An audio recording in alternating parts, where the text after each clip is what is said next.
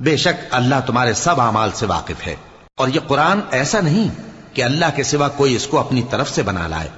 ہاں، یہ اللہ کا کلام ہے، جو کتابیں اس سے پہلے کی ہیں ان کی تصدیق کرتا ہے، اور انہی کتابوں کی اس میں تفصیل ہے۔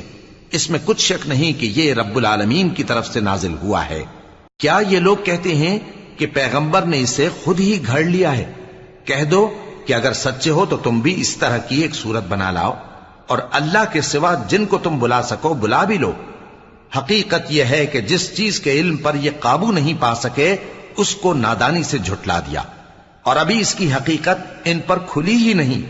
اسی طرح جو لوگ ان سے پہلے تھے انہوں نے جھٹلایا تھا، سو دیکھ لو کہ ظالموں کا کیسا انجام ہوا۔